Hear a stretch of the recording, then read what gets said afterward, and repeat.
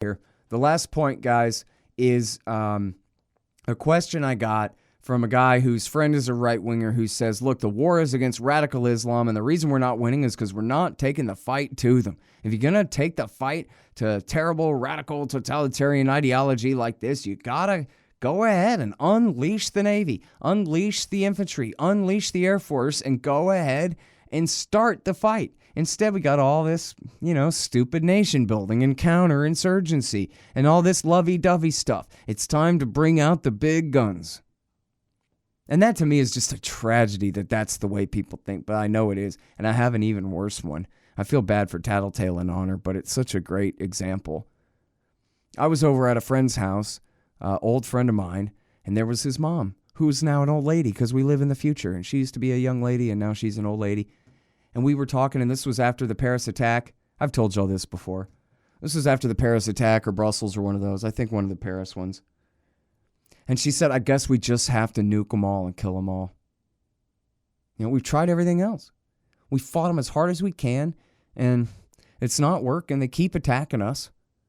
We told them, if you keep attacking us, we'll keep killing you, and then they keep attacking us. So, at this point, who wants to go on like this? It's been a decade and a half.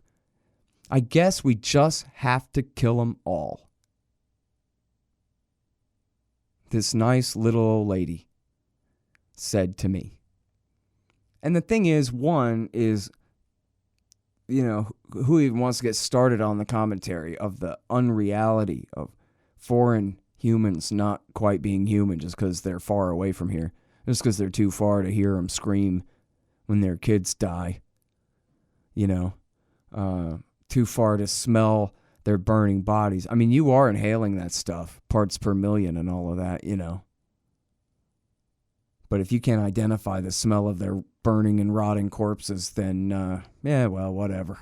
Who cares? Women, little babies, grandparents, military-aged males. Just drop thermonuclear bombs on all their cities till they're all dead, and then it'll be great. Then humanity can go on without Muslims, and things will be fine after that.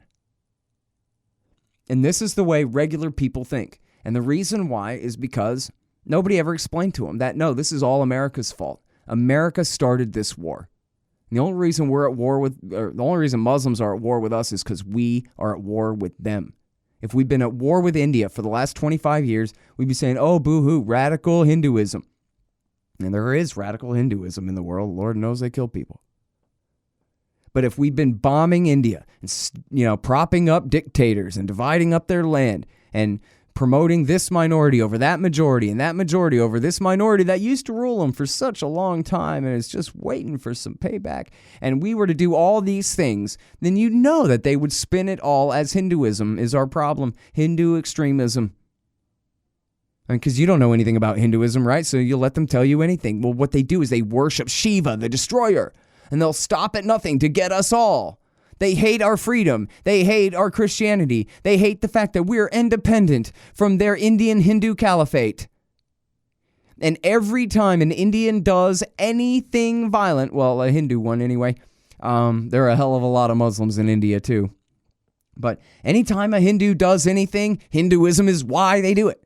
Now, I know that you're a Christian, and yet you still have 10 million different motives for all the things that you do in your life that have nothing to do with Christianity, right? But when a Muslim does something, or in this case, a Hindu does something, well, then we all know, ipso facto, by definition, don't need to think about it any harder than that. The name of their religion is the cause of their behavior, period. That's it. And even though for the last 25 years, everybody knows that George H.W. Bush and Bill Clinton and George W. Bush and Barack Obama have been slaughtering Indians endlessly, they're still going to say, no, Hinduism is why they resist. Because that's what TV tells you to think. That's what right-wing media tells you to think. And apparently, you people, you have to be told what to think by somebody. You can't figure it out yourself.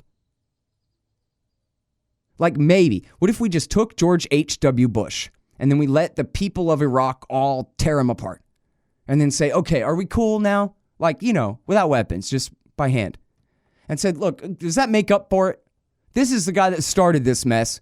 This is the guy that turned Osama bin Laden from our friend into our enemy. He used to work for Bush's father and Ronald Reagan, of course, you know.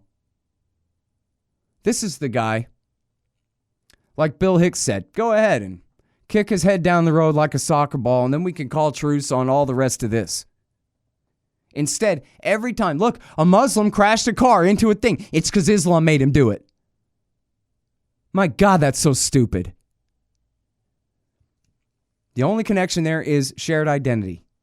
That's it. America's at war with Muslims. Muslims fight. Just like Muslims kill 3,000 New Yorkers and Connecticutians. And then you have guys, from Utah who go join the service to go and fight for them. Shared identity. We're all Americans. We're fighting for our country. We're fighting for our people. Right? Look at how amped up Americans will get to fight for other people's people. Oh, we got to go save the babies. Look, there was a gas attack against some Syrians. Well, if Americans will go to war to fight in solidarity with Syrians, then why wouldn't you think that that's why Al-Qaeda fights too? In solidarity with people who are the victims of violence. It doesn't make them any more moral than it makes Donald Trump. It just means that that's what they're fighting about. Anybody who targets civilians, and a healthy dose of allowance of collateral damage here and there counts as targeting civilians, is immoral and wrong. Our side and theirs. And so, your buddy with the, hey, we're up against Nazism, we're up against communism, we must go to war, the West against all of Islam. His whole stupid thing is based off a big, fake, false premise. Okay? The fact of the matter is there are 1.6 billion Muslims in the world, a seventh or more of the population of the world. And if they were all at war against everybody else who wasn't them, there would be a serious-ass world war blazing on all continents right now, and there's not. Your city would be completely full of arson fires this minute. If you live in any major city in America, you're surrounded by Muslims. They're everywhere. But guess what? Their only conspiracy is to raise their kids and go to work, just like you, stupid. If they were at war with you, you would have noticed. They're not.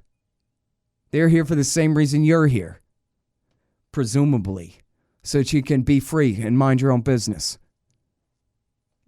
Be respected in your independence and respect others in theirs. Ever heard of that? This whole thing is just nonsense. It's a lie that Islam is why they fight. In fact, there's a great new article on consortiumnews.com today by J.P. Sotili about this at all. The only thing that's Islamist about all this is that Islamism is the organizing principle of resistance. Well, they tried nationalism and America smashed that. And they tried socialism and America smashed that. And they tried Baathism and America smashed that. And then they occupied Saudi Arabia, and America's pet Islamist terrorists got pissed off and turned on us. And hey, there's a great place for me to close. Did you see the Lindsey Graham interview with Tucker Carlson? Tucker Carlson didn't even bring up blowback at all. Lindsey Graham's guilty conscience was just puking all over the place in all different directions. He's just upset. And he blurts out that we were attacked on 9/11 even though we didn't have troops in Afghanistan. Which is the weakest, silliest straw man argument I've ever heard about the 9/11 attack in my life, I think. Of course, no one ever said that an American troop presence in Afghanistan was the motivation for the attack. It was a bunch of Saudis hiding in Afghanistan who were doing it because of American troops in Saudi who were being used to slaughter Iraqis from Saudi.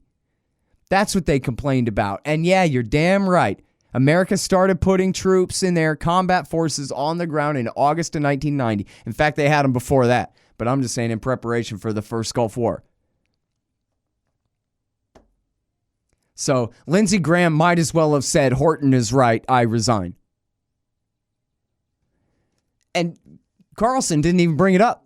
Tucker Carlson didn't even bring it up. Lindsey Graham just brought it up himself, blowback. And then tried to deny it with the silliest straw man ever. And all he was really doing was conceding the point. Because he knows good and well that America did have combat forces all throughout the Persian Gulf, even dating back to the Cold War. So, there. And you guys may be able to hear my stomach growling, which means this is finally over and I'm going to get something to eat. Thank you very much, guys. Sign up for the podcast feed for this at scotthorton.org/show for the Q&A stuff. Send me your questions at hashtag SHSQA.